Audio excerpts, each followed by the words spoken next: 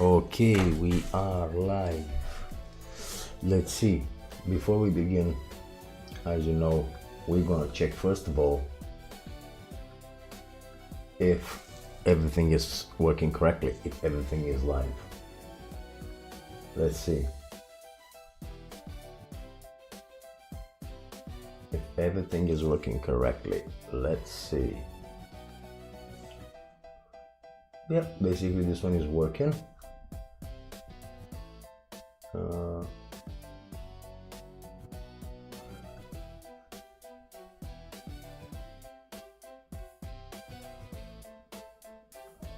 Let's see. And this one is working correctly. Let's see.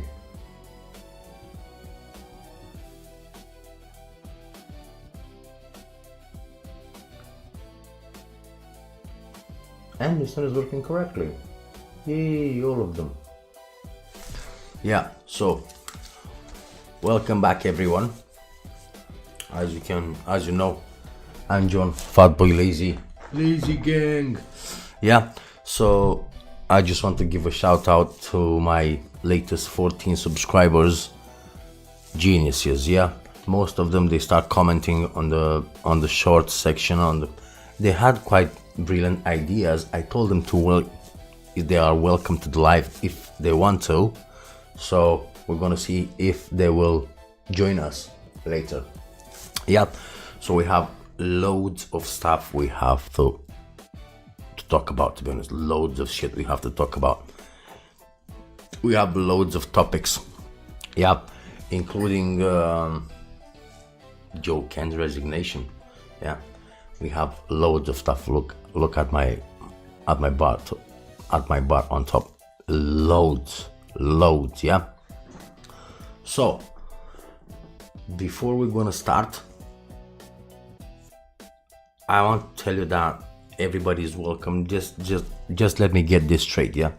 Everybody's gonna be welcome on this platform, and we're gonna have a debate on any topics we're gonna find. Yeah, now it's hot, this topic. I understand it's very, very hot, very trendy, this topic with the war and everything. But in the future, any other topics, we will discuss it, yeah. And you could be part of it. You could debate with us. Every opinion matters, yeah. We're not going to be like any other channels that they basically don't care about you guys, yeah. On this channel, every opinion matters. Every voice is going to be a voice on this channel, yeah. So just come to us, join Lazy Gang, yeah. And we're going to be very big community. There's going to be loads of stuff happening. There's going to be loads of giveaways on the way, yeah. I'm already thinking about them, yeah. Right, so let's start. To be honest, let's start with the topic of yesterday and today, yeah. JOE Kent resign as National Counter-Terrorist Center Director, yeah. Why? He said that Iran didn't pose no imminent threat to the US.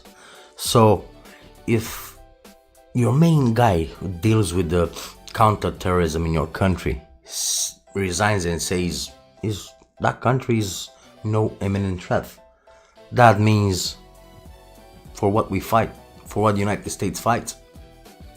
If is that the case, yeah, if that's the case, why they fight? For what? Is this a war of ambitions? Is why they started this, yeah. If there was not an imminent threat to the US from pushings from Israel, probably, yeah. So let's see what the Guardian told us about this. So JOE Kent, Director of National Counterterrorism Center and the far-right political figure and supporter of Donald Trump, resigned from his position on Tuesday in protest of the war in Iran. Okay. This is what he said, and I quote, "I cannot in good conscience support the ongoing war in Iran. Kent wrote a resignation letter posted to X. Iran posed no imminent threat to our nation, and it's clear that we started this war due to pressure from Israel. Exactly like I said, yeah. And its powerful American lobby. Kent, who worked under the Director of National Intelligence, Tulsi Gabbard, is a former Special Forces warrant officer with extensive combat experience. Yeah, his wife Shannon Kent, a Navy cryptologic technician, was killed in action in 2019 during a suicide bombing in Manbij, Syria. Kent's letter lauded Trump's foreign military action in his first administration, such as the killing of Qasem Soleimani and defeating ISIS. Yeah, good. While avoiding being drawn into never-ending wars, but he charged the president with abandoning his posture after an influence campaign. Early in this administration, high-ranking Israeli officials and influential members of the American media deployed a misinformation campaign that wholly undermined your American first platform and sowed pro-war. Yeah, so basically everything started from Israel. Yeah, everything started from Israel. But if everything started from Israel, yeah, I am gonna put my cap like that. If everything started from Israel, the American intelligence didn't know that. What is their true nature of this war with the United States? What they want to achieve, United States? Because for me, if I'm gonna look in the past of the United States and why they start all the wars and all the fights they did, yeah, they did it for supplies, they did it for oil, basically. Yeah, everything is disguised in, oh, we're gonna give freedom. Who asked for freedom? And we already know where the Americans end up to be. They never leave. That's the only issue. Yeah, so it might be that Trump administration, they saw an opportunity when they've been influenced by Israeli government, yeah, to help them with this conflict, which now turns into a war. And they see the opportunity to, okay, we're gonna seize Karg Island and everything they have, the oil. Yeah, but didn't work how they planned it to be honest. Yeah, so again, this was a lie, and is the same tactic that Israeli used to draw us into the disastrous Iraq war that cost our nation the lives of thousands of our best men and women. We cannot make this mistake again, JOE Kent said. Yeah, so in my way, I understand why he did this, why he resigned and he said that, but what I do not understand, why he didn't do it earlier. After all, you are the who was JOE Kent? Yeah, counter-terrorism chief. Yeah, so you should have known from the beginning. If was posing a threat or not. So why now you back up and resigned? That's the question is in my mind. Why now if you knew it from the beginning? Why losing lives from each side of it? Yeah, Iran, United States, Israel, and just now doing it because it's getting a little bit too complicated, because United States doesn't get help from nobody.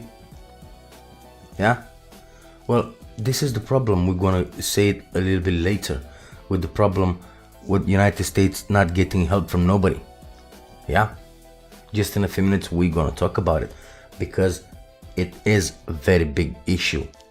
That, and I'm gonna tell you why is a big issue. Yeah, so what do you think? They did it correctly, what they did, or not? This is my question. Did they do it correctly? This whole thing, JOE Kent resigning the job he had,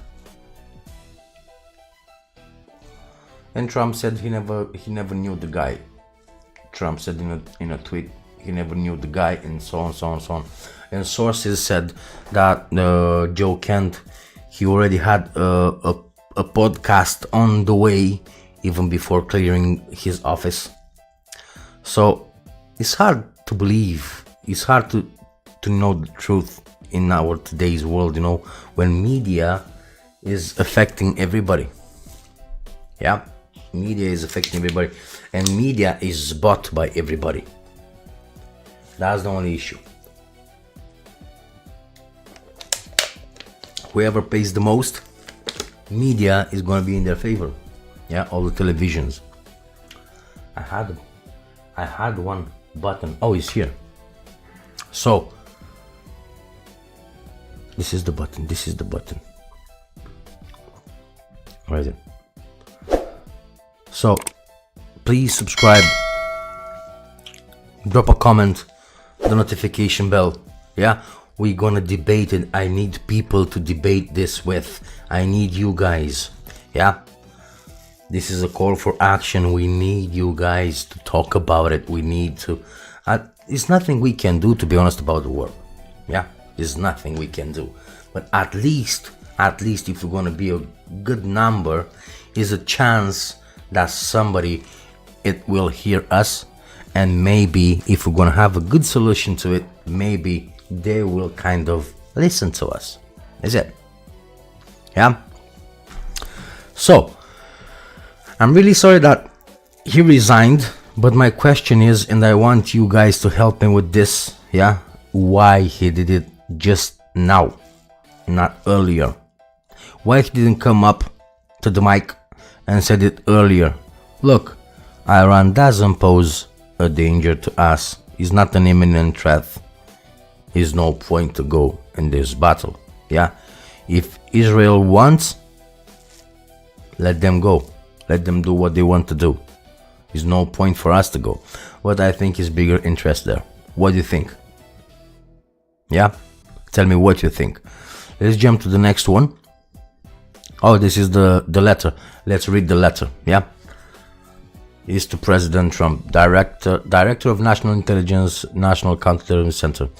Donald Trump, after much reflection, I have decided to resign from my position as a Director of National Counterterrorism Center effective today, which was yesterday. I cannot in good conscience support the ongoing war in Iran. Iran posed no imminent threat to our nation, and it is clear that we started this war due to pressure from Israel and its powerful American lobby. Yeah, so we know Israel has indeed a very powerful lobby, yeah, in American government. I support the values and the foreign policies that you campaigned out on 16/20/24, which you enacted in your first term until June 25. You understood that the wars in the Middle East were a trap that robbed America of the precious lives of our patriots and depleted the wealth and prosperity of our nation, which is true. They did drain them, basically. Yeah, in your first administration, you understood better than any modern president how to decisively apply military power without getting us drawn into never-ending wars, which they did. Yeah, so they already engaged in never-ending wars. Yeah, because it is like that.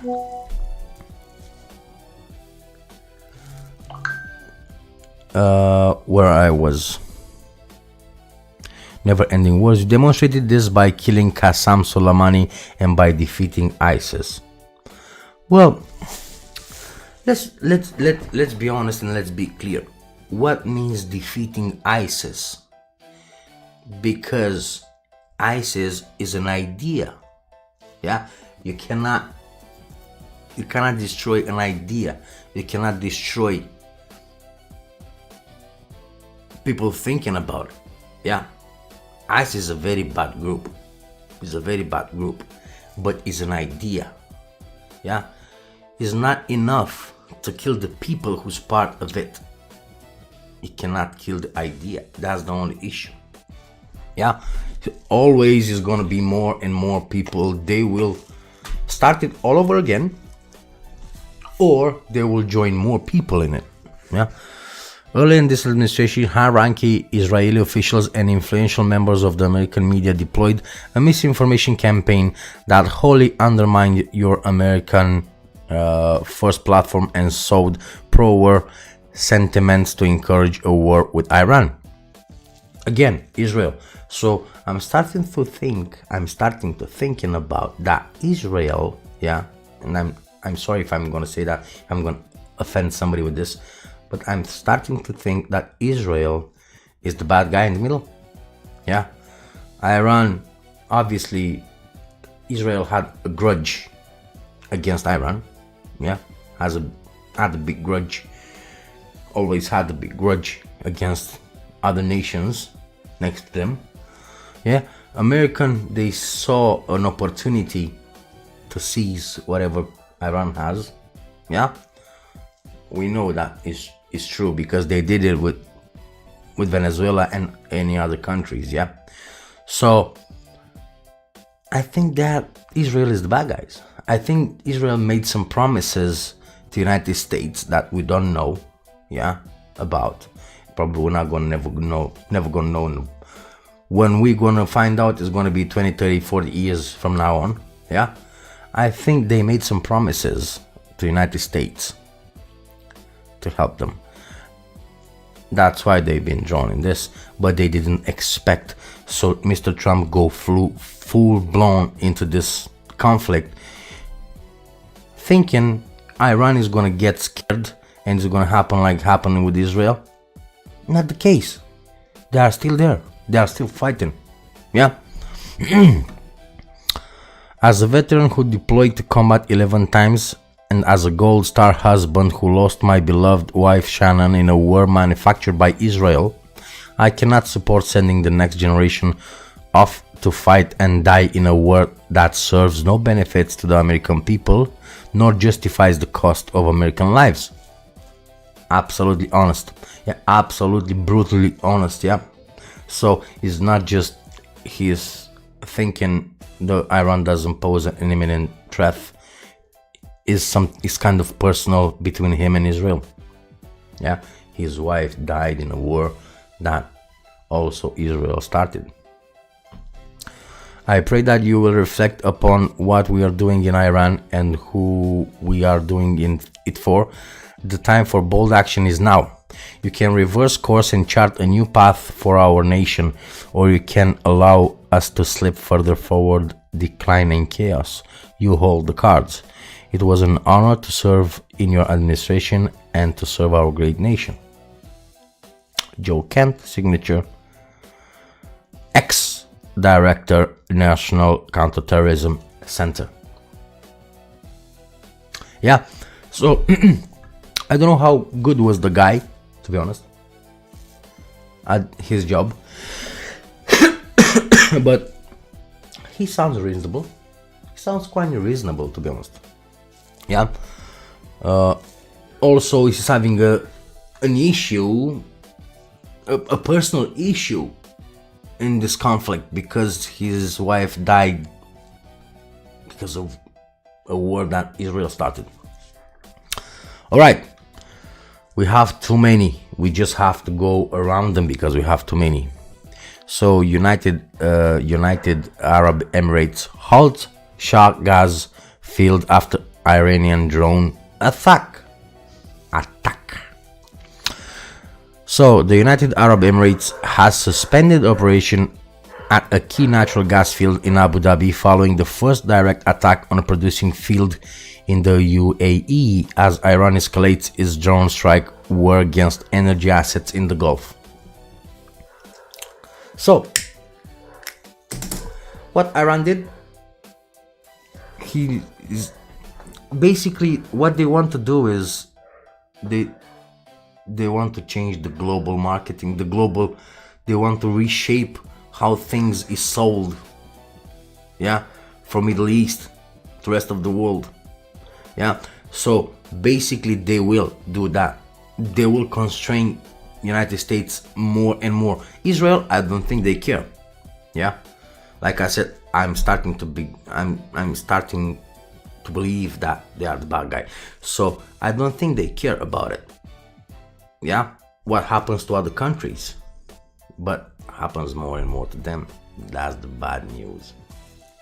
Okay, Abu Dhabi authorities and relevant responses teams have contained and brought under control a fire that broke out at Shah gas field caused by a drone attack.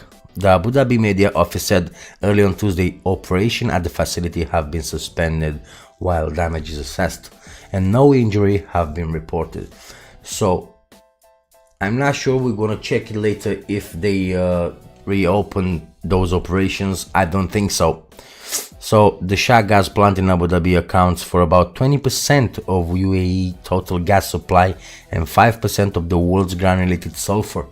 Yeah, according to the UAE outlet The National.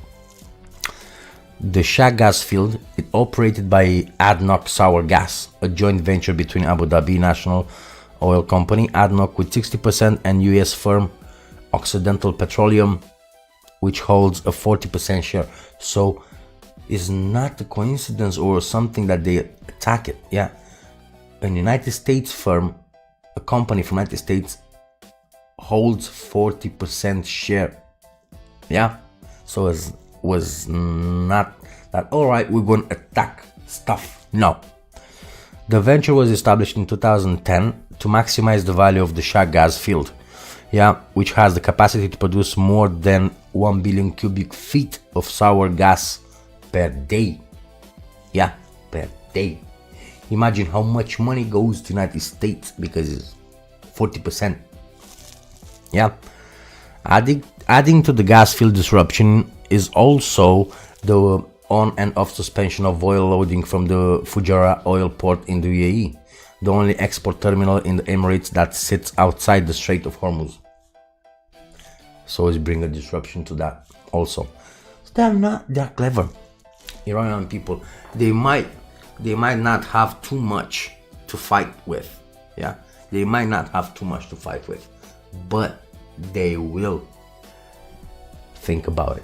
Yeah, let me check it. Yes, yeah, so they will fight with the price they have to pay. Yeah, they are 100% conscious that they will not win. They cannot win. Only thing is, what they can do is a draw. This is what they can do, a draw.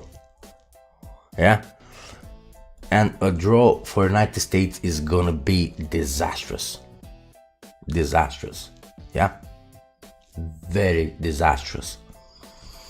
All right, but Fujairah has been repeatedly targeted by strikes that have forced suspension of loading operation, the latest being early on Tuesday per a shipping agent cited by Bloomberg. All right.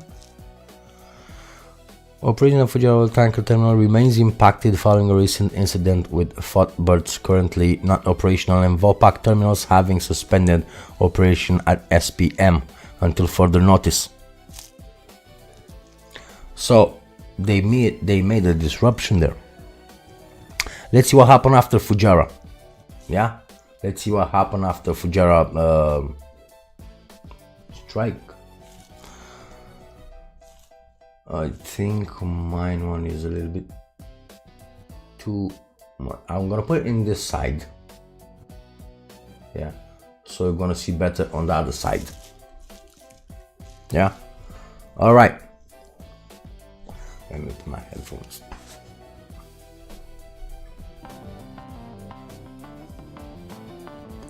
So just in, UAE authorities responding to fire at the Abu Dhabi Shah oil field following drone strike.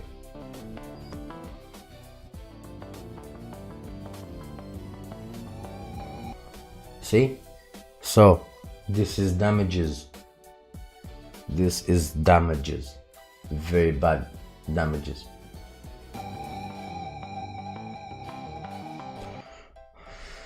I'm wondering how people they can drive normal on the streets with that kind of conflict going on, with that big fire in front of them. I think I couldn't. if it was me, I think I would just leave in my car and run the other way. I would just leave it there and run the other way. I'm not gonna go through the fire. Yeah, they strike once there, they might strike again, and you don't know exactly if it's gonna hit that again. Might be next to us, so I'm gonna just go in the other direction. That's it. See, back-to-back strikes. So why should I go through the flames where the strikes are? Just go in the other side.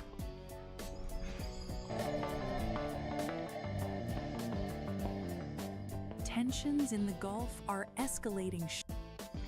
So drone strike hits over the yeah, we've seen that title again and again and again. Tell me something new. As a fresh strike hits the UAE's critical energy infrastructure, this time targeting Abu Dhabi's Shah oil field, just days after attacks on Fujairah. Well, it's systematic, is it? It's a systematic attacks on everything. If we cannot attack United States, yeah, it's clever. If we cannot attack United States directly, because we can't, because they are advanced, yeah. If we cannot attack, we're gonna attack everything that we're gonna affect the United States. Easy. March 16th, 2026, UAE authorities confirmed that a drone strike sparked a fire at the Shah field, one of the world's largest sour gas facilities located deep in the empty quarter desert, around 180 kilometers southwest. Well, they knew exactly where is it. West of Abu Dhabi. The Palestinian responding to fire the Shah oil field. Okay. While UAE officials have not officially named a perpetrator, multiple regional reports suggest the attack bears the hallmarks of Iran-backed groups, similar to those behind recent drone. So no injury reported after drone ignite fire at Shah oil field operation halted for damage assessment. And missile strikes. Well, this is what they wanted, yeah? To be halted, to cease, to cease the operation, to don't produce anymore. This was the whole reason, the purpose of that attack, of that Shah gas field. Across the region, emergency response teams were rushed to the site immediately. Crews battled the blaze and successfully brought the yeah, because as you can see, is $110 a bar oil. Is $110. It's expensive. United States never confronted this. Yeah, never confronted. They were supposed to take. They was taking oil. What? $1 a gallon. $1.50 gallon. Now it's over $5. Maybe more now. Maybe $6. I don't know. We're gonna check it later. How much is now the gallon of gas, United States? But it's very big. Believe me. They never confronted this. Fire under control before it could spread further across the high-risk facility. Officials confirmed there were no injuries or casualties in the incident. However, why do you need casualties or injuries? Yeah, again, media wants deaths, wants people dead, wants injuries, wants casualties. They want to make the other side, yeah, they want to make the other side to be the bad guy. But Iran knows that, and they don't want to be in that position, so they strike it. They took it down basically. Yeah, they strike it with no casualties. What can you do about it? Tell me, what can you do about it? Operations at the Shah field have now been suspended as authorities carry out. The thing is, you underestimate them. Yeah, you do underestimate them, but they are clever enough. Yeah, like I said, they might not have much to fight with, but they have their own minds. Yeah, if you possess a good mind, yeah, a good brain, you don't need much to fight. Out a full damage assessment. The Shah facility plays a critical role in the UAE's energy output. operated by... Of course, now is more pressures on United States and Israel because of that. ADNOC, in partnership with Occidental Petroleum, Emergency crew are battling the blaze and no injuries have been reported. Okay, the ADNOC operated field produces around 7,000 barrels of oil per day. produces natural gas and associated oil, making it a key... I'm drinking coffee, guys. I'm very tired. This attack comes Okay. on the heels of multiple drone strikes targeting Fujairah, one of the UAE's most strategic oil export hubs outside the Strait of Hormuz. Well, yeah, it's normal because they've been solid from day one. Yeah, they've been solid from day one with the Strait of Hormuz. They will use that just to prolong this fight. They said that already. So what do you expect? I don't understand. Fires and disruptions were reported there in recent days, with operations only partially resuming. Other facilities, including the Ruwais refinery, have also faced precautionary shutdowns amid rising security. Of course, because now everybody's scared, nobody's safe. Yeah, everybody's scared, nobody is safe. They don't know actually what is gonna happen, who will gonna be next, who will gonna be attacked next. Yeah, so nobody's safe. Security concerns. The back-to-back strikes point to a growing pattern, targeting the UAE's energy infrastructure at multiple points, from inland... Well, we know UAE has very good relations with Europe, with United States, yeah, with Asia. If you're gonna attack that, if you're gonna go into that, those relations, they might break a bit. Is it because I'm gonna start putting pressure on you, and if you're not gonna do nothing about it, well, it's kind of done deal, isn't it? And production sites to critical export terminals.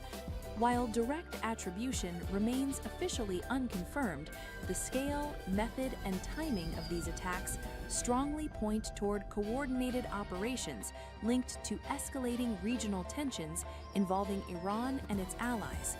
The impact is already being felt in global markets. Of course it's being felt in the global markets. Like I said, it's about 110.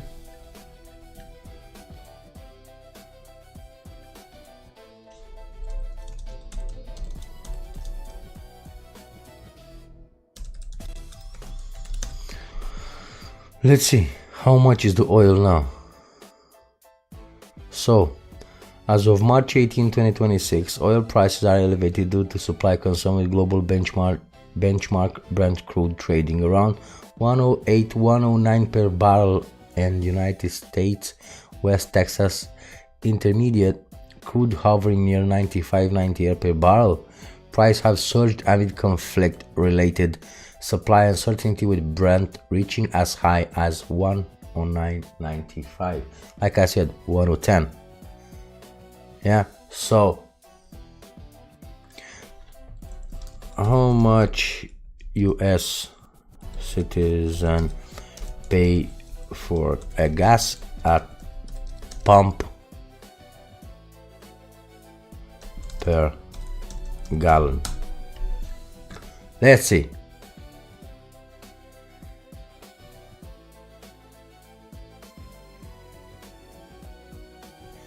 Yeah, they are increased due to concern related to geopolitical tension in the Middle East. So, ta-da! Yeah, where is it? Me like it. Exactly. I know. With oil prices surging. By the way, this is my friend like around here. So when I'm gonna like it something, I'm gonna say it. If I don't like it, I'm gonna say it. Yeah. Amid concerns over supply instability in the region. And also we have this button. Yeah. We have this button. Subscribe. I don't say necessarily share. Just press the notification bell, and more important, drop me a comment. I need you in the comment section. I need you in the chat. We need to talk about it. Yeah, we need to talk about it. 100%. As Abu Dhabi's Shah oil field attack follows the Fujairah strikes, it signals a widening threat, one that puts the Gulf's vital energy corridor under increasing pressure. Of course, under pressure, like I said. Let's see. After alienating allies and declaring victory, Trump demands foreign help in the world. This is a little bit contradictory. Yeah, because he said he doesn't need any help. And he said he already won. Yeah, but then he asked for help.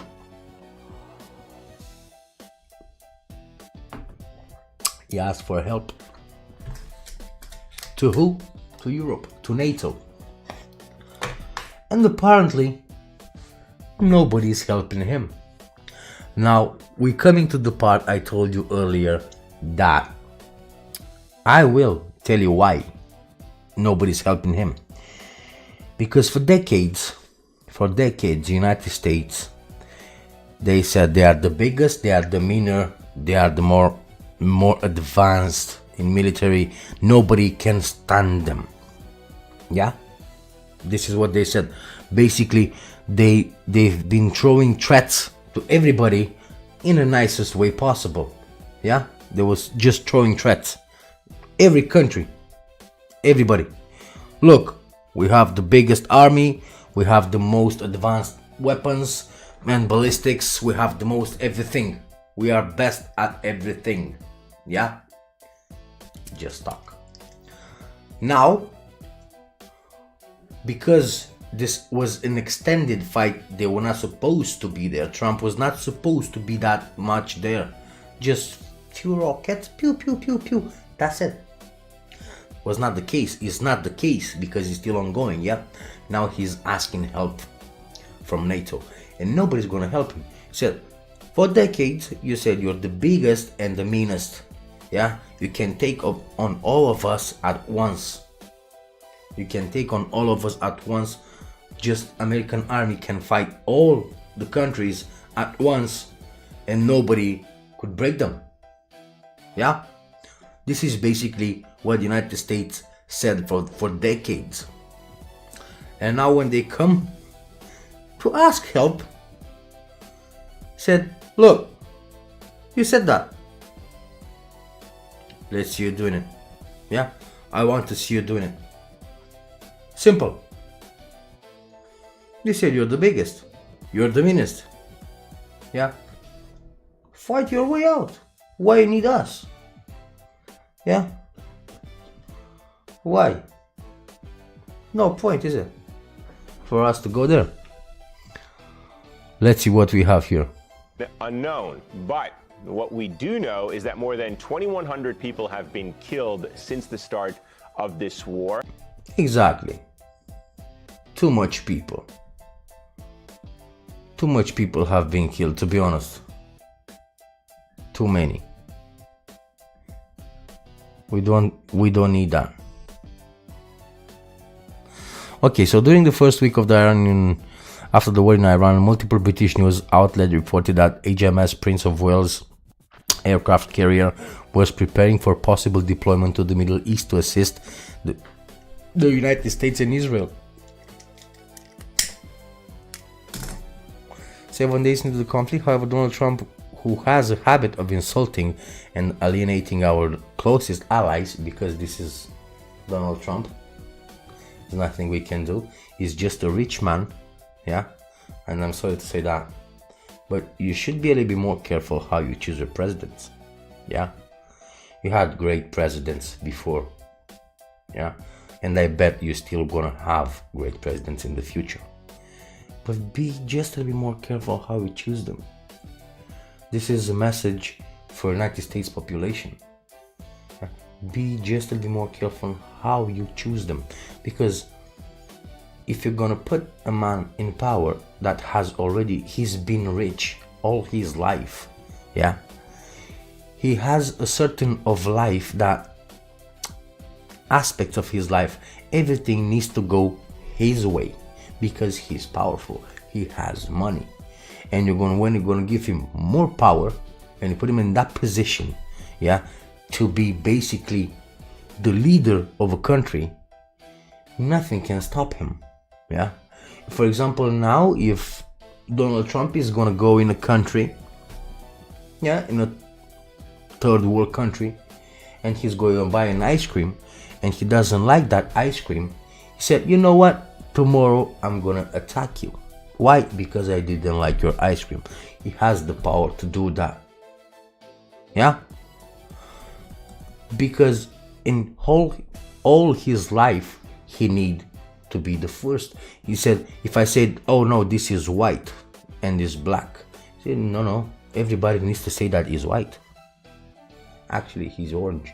Yeah, so no, everybody needs to say on his way. So everybody needs to agree with him. If you're not gonna agree with him, you're gonna be out of the picture, because this is the philosophy of his life. Yeah, so be just a little bit more careful how you choose your presidents next time. Please do that. Yeah, I like United States, basically. I like it. It's a great nation. But the problem is their leaders, I don't want to say the word, yeah, because I don't want to offend nobody, but their leaders needs to be a little bit more carefully picked. All right.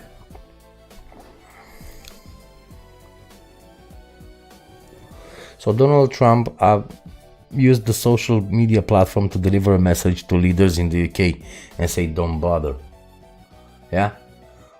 When you say that to United Kingdom, by the way, yeah, by the way, United Kingdom, you say that to them, don't bother, and after that you're gonna ask for help from them, they're not gonna do it.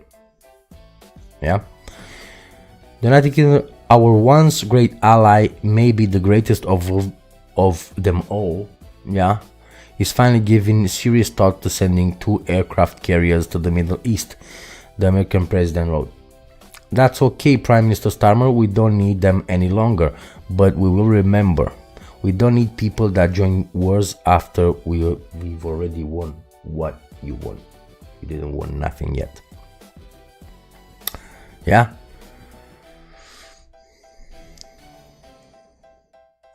So after he said everything, yeah, roughly a day later, on Saturday morning, Trump published a self-defeating message to his social media platform, which he said, Iran military capabilities have been destroyed 100%. I don't see that. Yeah. Except for its drones, mines, missiles, boats, and ships.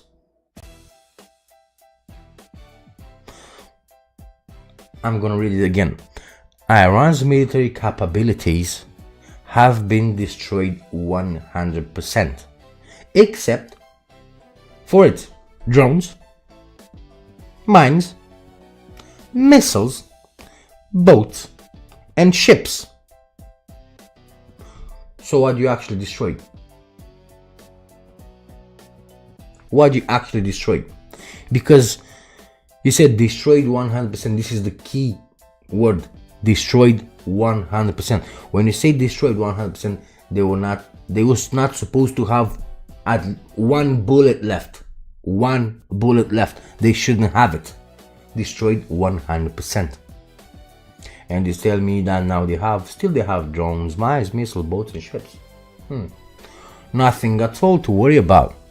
This was not intended to be amusing. He added, hopefully China, France, Japan, South Korea, and the UK and others that are affected by this artificial constraint will send ships to the area so that the Hormuz Strait will no longer be a threat by a nation that has been totally decapitated. Where? Where is decapitated? Because you killed some people and they did something, but that doesn't mean you destroyed everything. Yeah. And why you say hopefully China and all the countries will send ships to that area. They are already decapitated, you said. Why? Yeah. Hours later, Trump published a follow-up item, again boasting that Iran had already been beaten, but he nevertheless expected the countries of the world that receive oil through the Hormuz Strait to take care of that passage. This is the same Strait of Hormuz that, according to a Trump statement a few days early, is in great shape. Was not, and safe enough for ship to pass through. Was not, is still not. Yeah. In fact, Iran said everybody is welcome through the pass, yeah, to the Strait of Hormuz, to pass freely, yeah, and safe, except United States and Israel. They are not allowed to. United States and Israel, they are not allowed to pass. In other countries they can pass, and now they make another chess move. They said, all right, you want to buy oil from us, you want to change to pass freely, yeah, we're gonna change it from petrodollar. We're not gonna pay. If you want to buy the oil from us, you're not gonna pay in dollar anymore, you're gonna pay in Chinese yuan. They destroyed basically Trump. With this statement, they destroyed Trump forever. Yeah, because we know that the dollar is backed up by oil and stuff like that. Yeah, if they change, because that's why Putin and everybody, they will create bricks, yeah, to pay to other money, to receive the money for the gases and everything they sell to other for exchange for any other currency, not the dollar anymore.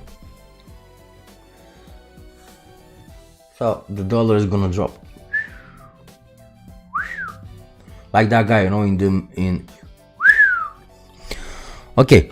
So after claiming in an NBC News interview that unnamed countries had already committed to help secure the strait, a dubious assertion given the circumstances and available information that Republicans demanded that foreign nations step up and provide the US with the kind of security assistance he recently said was unnecessary.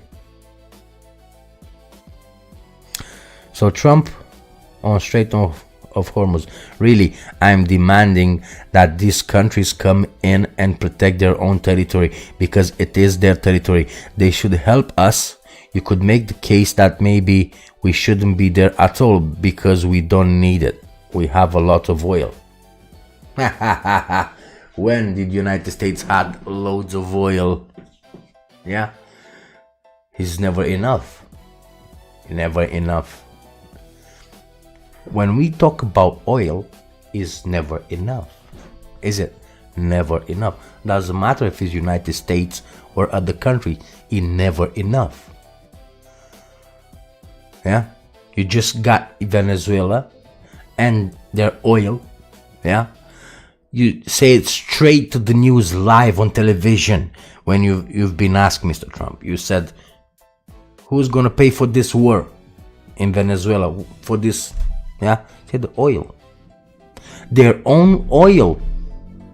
So you've been there, they seize the oil, and you pay for the damages. And not for the damages, you're gonna pay for what you spend in that fight. How is that fair? Exactly. Yeah.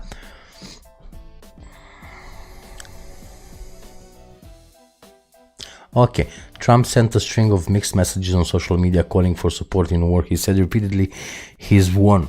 Yeah, he said repeatedly he won this. Not to mention that at the beginning, Mr. Trump said this is not a war. He said, oh, this is not a war. This is just, you know, training for us. Well, he didn't use the exact same words, but he said, in fact, he did, said is not a war. Yeah. Indeed, the series of events seemed preposterous. After spending the last year alienating US allies, Trump launched an unnecessary war with no international legitimacy. True. Yeah. He then prematurely declared victory. Yeah. After all, it's Trump. Like I said, if the things doesn't go his way, he'll gonna find a way, while simultaneously dismissing the need for international assistance, all while characterizing the Strait of Hormuz as a problem that's already been solved. Is not. Mr. Trump, please just drop the cards. You need help? Yeah, you need help? Ask for it, but ask in a proper way. Don't tell them it's their duty to do it. Just ask them politely, I need help with this. Yeah, simply, I need help, help me. Yeah, same like our country did help you in the past, all the NATO countries. Just say it, but be honest, and just that's the only thing. Be honest and be polite. Don't say it like it's their duty to be there to help you. It's not. Yeah, it's not. You said you're the biggest and the meanest. Why is there? And not to mention your stupid mistake when you said you're gonna take Greenland. Doesn't matter with what necessary cost. So you basically put Europe and NATO on fire at that point. Yeah, how can somebody help you weeks after you said that?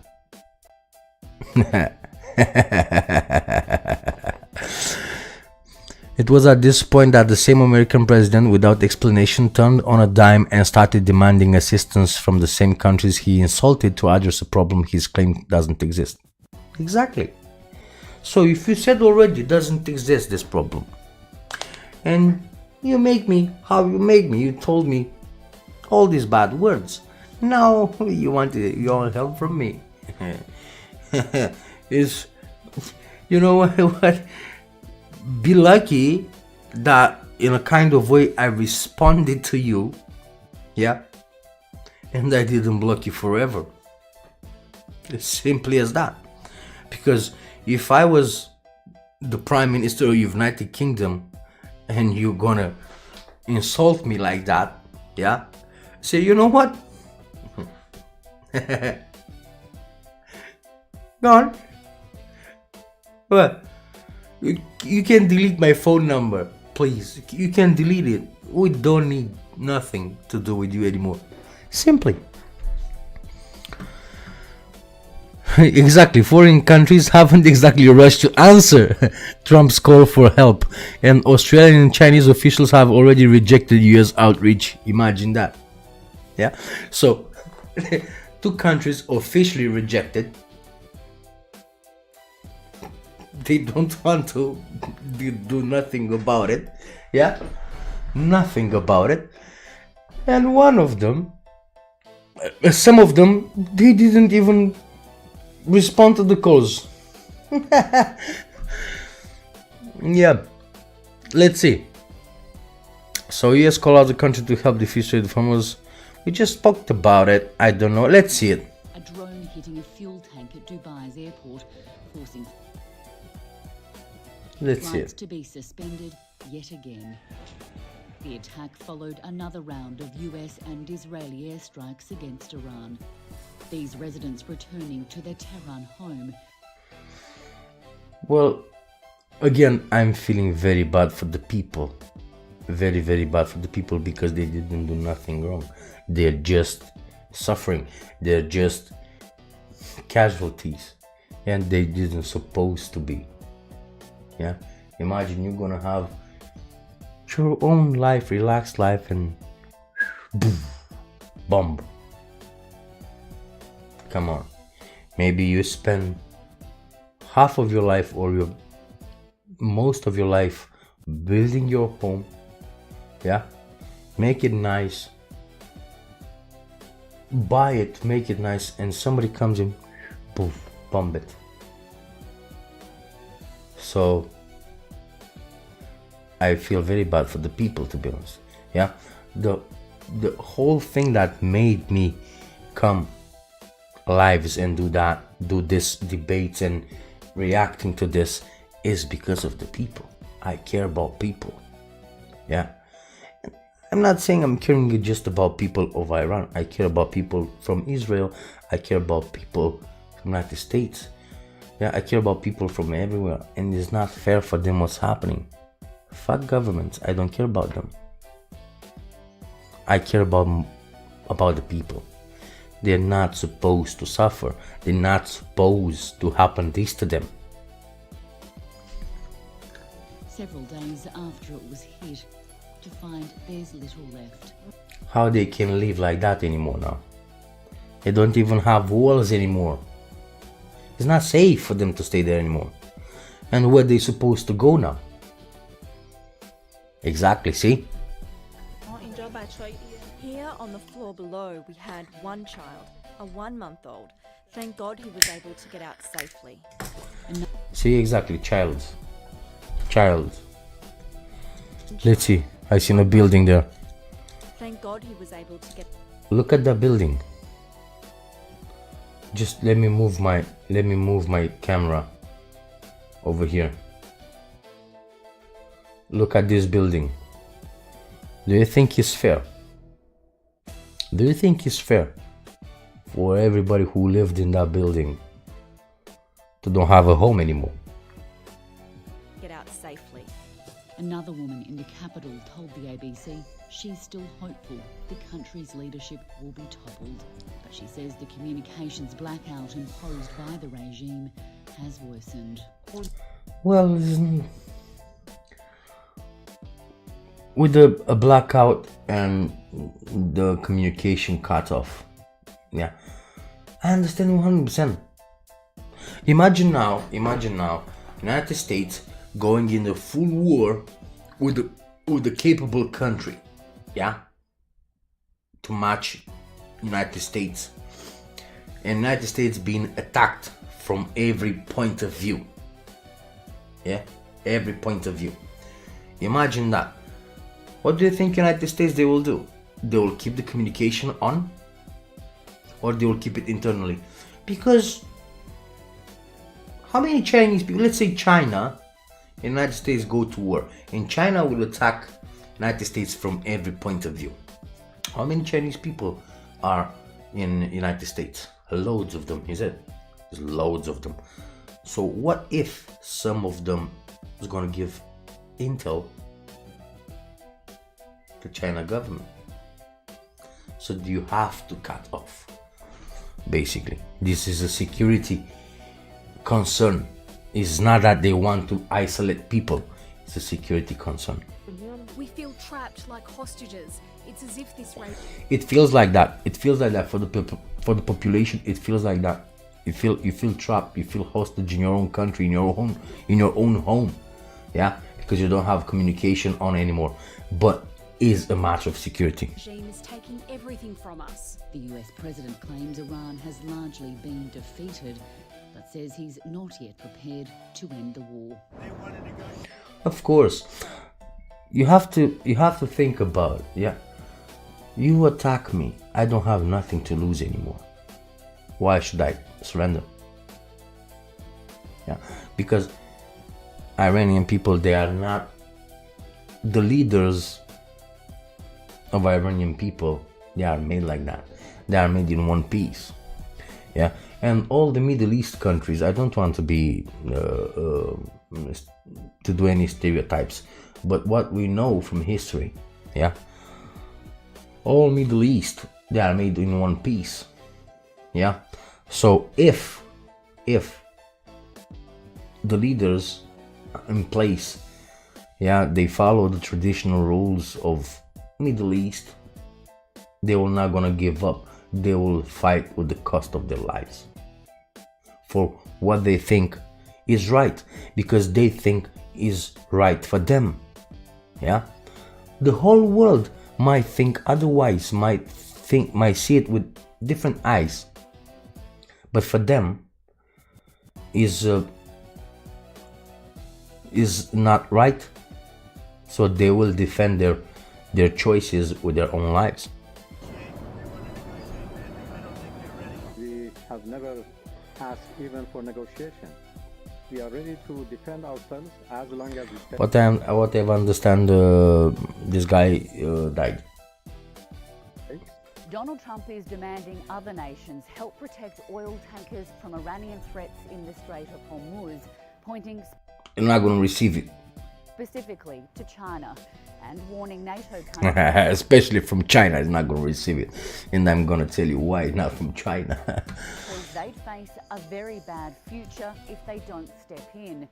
The Australian government says it's not been asked to get involved and doesn't plan on doing so. Iran has fired hundreds of missiles at Israel since the conflict.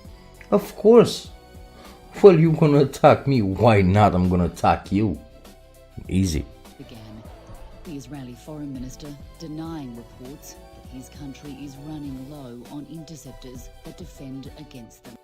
Of course they're running low because they didn't expect that. They didn't expect United States coming into this battle and Iran actually keep fighting with both of them. They would not expect that. Say, alright, they will, me as Israel government, I'm expecting they to fight us back. Yeah, I'm expecting that. Because it's Israel, Iran, yeah, same power, same forces. But when a superpower comes into play, like United States, you expect, oh, he's going to finish very fast. He's not. They've proven the otherwise. As Benjamin Netanyahu mocked rumours of his own death following online speculation that recent footage of the Prime Minister was AI generated. We are doing things striking Iran very hard.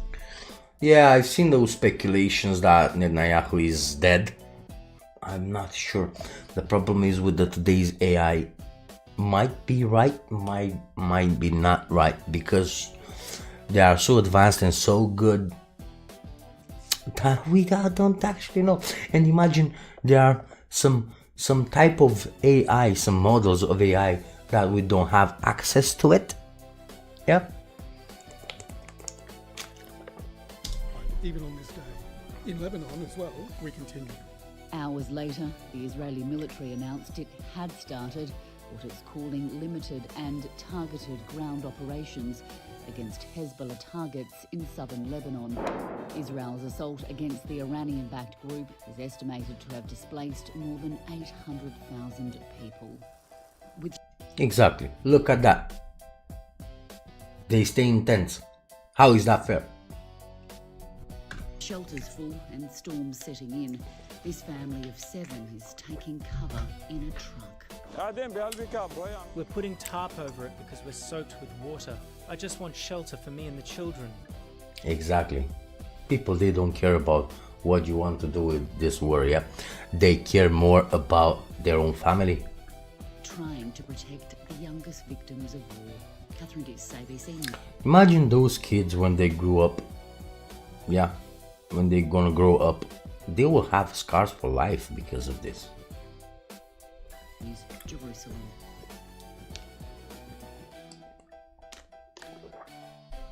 Let's go to the next one. Al Jazeera news.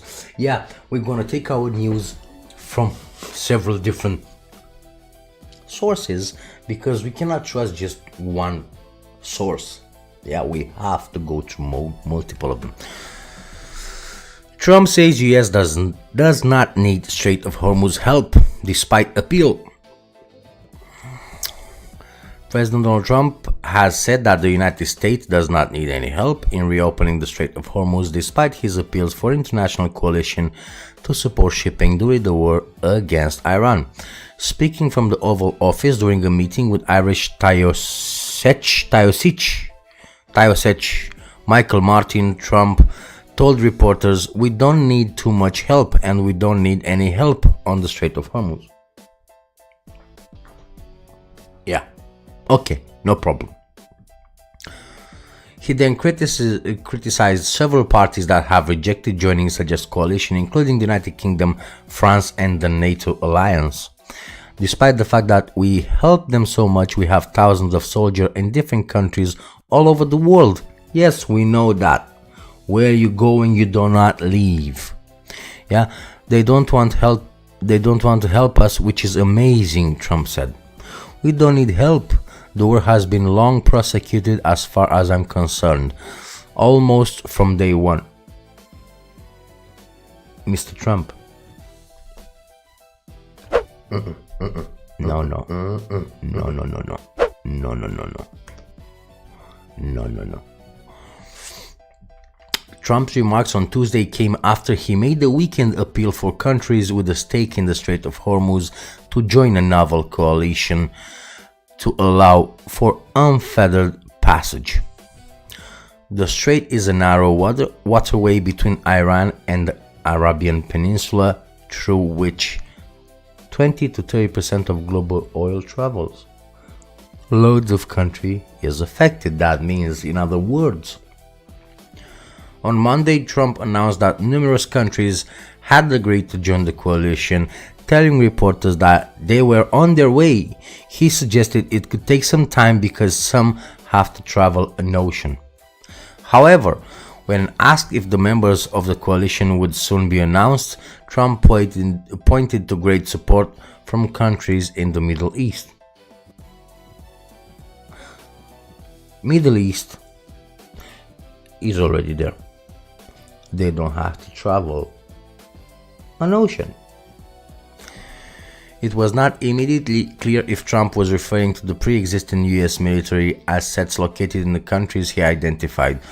While several Gulf countries have been involved in diplomacy aimed at keeping the Strait of Hormuz open, none has publicly joined the coalition. And of course, Israel has been our partner. Israel has been very, very strong along with us, he said. Well, Israel started this, is it? They have to be there. Imagine if they started this and they back up. The US president gave no new timeline on the war, but predicted it will take 10 years for Iran to rebuild. Exactly, it's gonna take loads of time to rebuild Iran as a country, but it's gonna take probably decades, more than decades, for the reputation of the United States to come back. Unfortunately. But we are not ready to leave yet, but we will be leaving in the near future, he told to the reporters. No, you're not gonna leave. If you're gonna win this, you're not gonna leave. This is a version of news from yesterday. Yeah, oil prices ease to 103 as Iraq seeks Iran's permission for tankers to pass through Hormuz. It's not 103 anymore, it's 110 in 24 hours.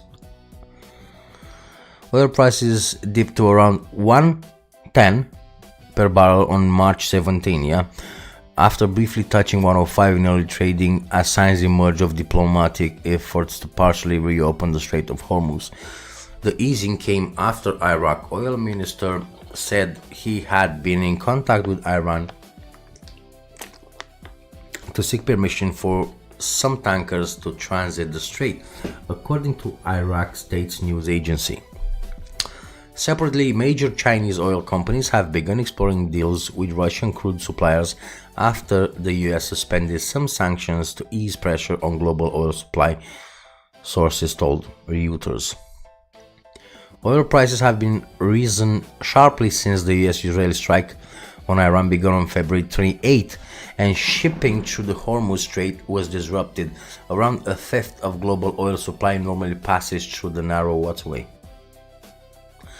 Prices fell slightly on March 16 after reports that several vessels had transited the strait without security incidents. Is what I said earlier. Yeah, Iran said if you're not a US vessel, a ship, or Israel ship, you can pass, no problem. Them,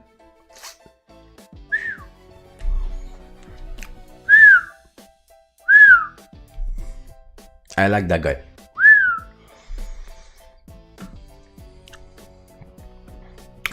Okay, allegedly this guy is confirmed to be dead. Abbas Araghchi.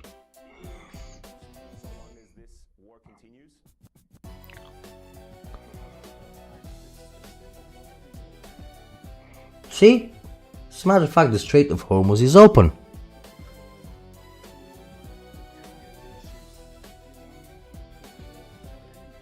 Which is United States and Israel. United States and Israel. And allies. That's why now, another fact, why other countries, they will not join the coalition to help Trump. See, others are free to pass. Excuse me for my mind.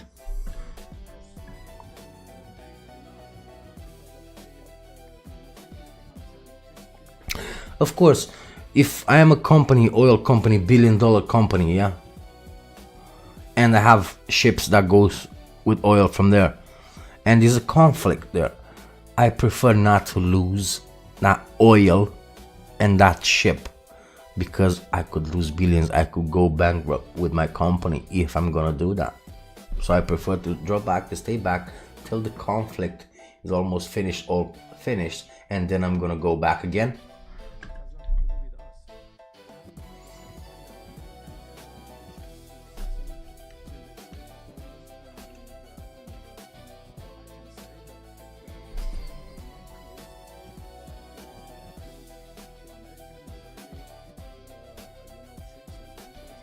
Exactly. So it's not closed for everybody. It's just closed for that kind of people. Easy. Let me put him back. I moved myself so many times. Good. Let's see again. Any countries except for the US and Israel can pass through Strait of Hormuz, Iranian foreign minister said. Iran said Saturday that all countries besides the US and Israel may pass through the Strait of Hormuz in desperate attempt and coalition busting less than a day after the US bombed military targets on its oil critical cargo island. See, as a matter of fact, the Strait of Hormuz is open. Iranian Foreign Minister Abbas Araghchi, which allegedly is dead, said it's only closed to the tankers and ship belongs to our enemies. Here we have a picture of Strait of Hormuz. Okay. Iran confirmed security chief Larijani, Basij commanders and Commander Soleimani killed. Top security officials Ali Larijani and the commander of the internal Basij militia Golmareza Soleimani, Iran confirms. Yeah. Top Iran security official and the commander of Iran internal militia Golem Raza Soleimani have been killed. Iran state media confirmed hours after Israel claimed to have killed the two. In a statement carried by Iran semi-official Mer News, the country's Supreme National Security Council confirmed the assassination of its secretary Larijani. After a lifetime of striving for the elevation of Iran and the Islamic Revolution, he finally reached his long-cherished wish, answered the call of truth, and proudly attained the blessed rank of martyrdom in the surface front. A statement from the council. Okay. Now, it's coming a little bit difficult what we're gonna do now. But China didn't answer to Trump's calls and everything for one reason. China has Taiwan in their attention for quite a long time now.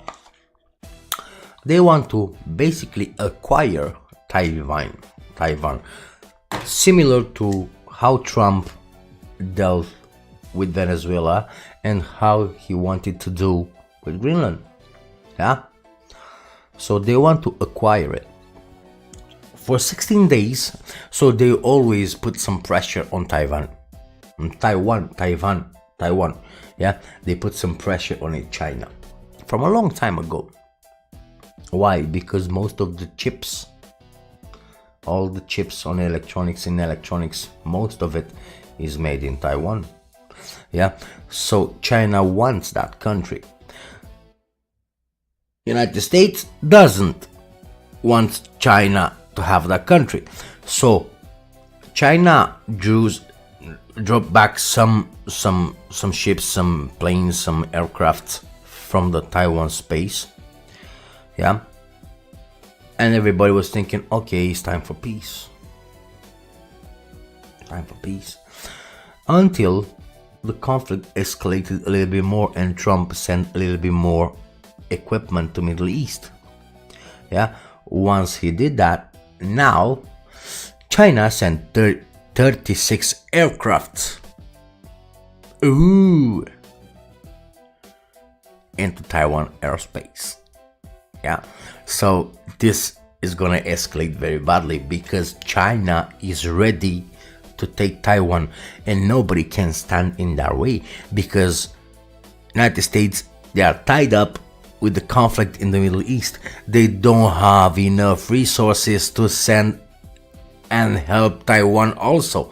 They will not, and they're not gonna fuck up with China. Yeah, so soon, very soon, I believe this week, by the end of the week or by the end of next week, we're gonna hear some very fascinating news that China entered Taiwan. They will, and believe me when I say this, China not gonna play. They will very fast acquire, because it's not gonna be a fight, it's not gonna be a battle. They will just acquire Taiwan. That's it. And then it's gonna be a very big issue for the United States, because all the chips for all the AI models, all the graphic cards and everything, most of it comes from Taiwan. Phones, tablets, laptops, PCs, everything, most of it comes from Taiwan. And China knows that. China is a developer and he needs chips. And I don't mean potato chips, yeah? Alright, let's see. Ramping up again. After nearly 2 weeks of unusual calm, Chinese warplanes have suddenly returned to the skies near the island. Exactly. Days ahead of a possible visit to China. Exactly. By US President Donald Trump. China has been steadily increasing military pressure on Taiwan for years, but when activity, like I said, suddenly drops and then surges again like this, analysts start looking for signals. So what exactly is China trying to do here? Well, they will not trying to do, they will acquire Taiwan. Situation in the Taiwan Strait starting to escalate. We spoke to Professor Alessio Catalano to find out. Let's see. This is a significant exercise, part because it's one of the major exercises in the yearly planning of the PLA, and partly because, like most of the other major exercises, it is designed to give a sense of what are the type of... Well, it's not an exercise. Believe me, this is not an exercise. They will have it. Yeah? Because nobody can say, you stare into my soul. I swear, Professor, you stare into my soul with those eyes. Well, how Trump did with Venezuela, and now is under command, Venezuela is under United States command. Taiwan could be China's command, because who is United States to say, oh, you can't do that, after you just did that with Venezuela and you try it with Iran also? How can you tell me to don't do that? For military operations that the Chinese are looking at as likely operation that might see them being asked to conduct, and this is about very much some type of larger scale military activity designed to ensure air superiority across the straits, and then from there enable other military operations. They will add military operations soon, because they'll move closer and closer and closer to Taiwan. Yeah, and a few days ago, allegedly was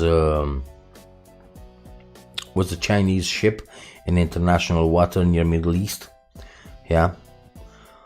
They said, the news said, oh, Chinese people, they just give intel to Iranian people where the United States and Israeli ships are. No, they will just gather information for them to see how much equipment and everything United States send it to Middle East, so they know when they're gonna do their move in this chess board we call world. Yeah, so they wanted to see where they're gonna move it. So it is significant, although it is not out of the ordinary in the sense of the type of exercises that usually during this period of time the Chinese would put in place. This is not particularly larger or smaller, it's perfectly aligned with the type of activity that one would expect the PLA to put in place. The PLA flies regular missions for at least 3 different reasons. One is large sort of scale exercises like this one, and service single exercises, which are usually smaller scale. And then the third thing is for the conduct of what in East Asia is usually defined as gray zone activities, or we would call them in Europe sub-threshold military actions. Yeah, well, everything started with a military action, is it? Or training or drills. But you can do it in your own country if you want. Why you want to go dangerously close to a country that we know you wanted so badly, and you move so many aircrafts around it? Actions by which the use of military force, the use of military power is designed to send a political message through military coercive activities. In the case of Taiwan, it is about testing their own defenses, testing the will of the Taiwanese people to accept or push back on the notion that Taiwan will go back to China. Yeah, Taiwan is, I don't know how to say it, is not a big power, to be honest. Taiwan is not a big power. Yeah, it's not a very big power. It doesn't pose a threat to China. It doesn't pose a threat to China. In matter of fact, I don't know if is any countries that pose a threat to China in this particular moment. I don't think so. Yeah. China as a province of the People's Republic of China, and in that sense, therefore, also testing the reliability, the credibility of some of the close partnerships and alliances. In this case, in particular, the support of the United States to Taiwan. They're not gonna get any. Yeah, they're not gonna get any support. Believe me. In terms of ensuring that the island nation remains self-governed as it is today. The key question to ask is, are we already on a strategic timeline, on a strategic warning? Well, it's happening, is it? As Israel, Iran, USA, China, Taiwan, Ukraine, Russia, all of them, they fight, is it? So is loads of powers fighting in this world. So is, believe me, but if the conflict builds up and escalates, yeah, another country, because countries have grudges with other countries, let's be honest, yeah, another country will find a way to attack another country, and another country will find a way to attack another country, and by the time, in the blink of an eye, we are welcome to World War III. Yeah, hopefully it's not going to be like World War II. Scenario. What does that mean? We have better technology now. Yeah, we have better technology. We have better weapons at this minute. In World War II, they didn't. Yeah, so it was too many casualties. In now today's world, they have targeted ballistic missiles. They can target a specific building or a specific some part of it, yeah, to kill what they want to kill without aiming at the population. We're already looking at these activities as part of a long-term trend in trying to ensure that the Taiwanese will accept the inevitability of them being sort of reunited with China. There is a fair... They will be. They will be. Yeah, they will be. This is not the case. This is not the case that we're not gonna. They have to accept the inevitability of it.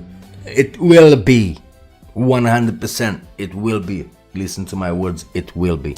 Argument is suggested that that is already the case. So whether the PLA initial activities would start with the pursuit of air superiority, the real question is, perhaps are we already looking at activities that are taking place? It wouldn't be the beginning, but it would be a further escalating of the use of military power to an next phase. Well, it's just a matter of time. Believe me, it's just a matter of time. Nothing else. Just a matter of time. Yeah. So I'm gonna leave it on this note. I'm gonna leave it on this note to you guys. Yeah, we're gonna do another live probably, if not tomorrow, probably after tomorrow on Friday. Yeah. Please do subscribe. Please do press the notification bell, and please do leave me some comments. Yeah. Please do that. I need to talk with you guys. We need to build up the community, the Lazy Gang community. Yeah, I am John. I am Fat Boy Lazy. Yeah, please come to the channel and let's debate. Be part of the channel.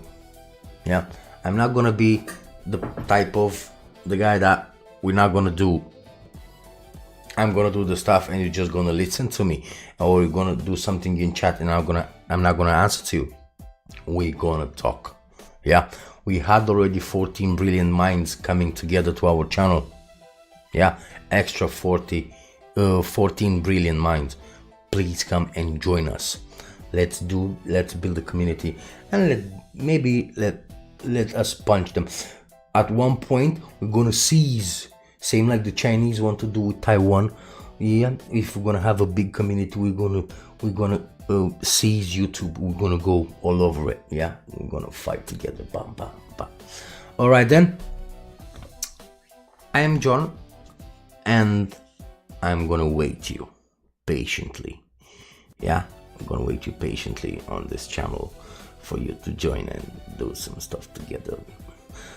Yeah, I have a competition coming up, but the competition is gonna be a little bit further away if we're not gonna have too much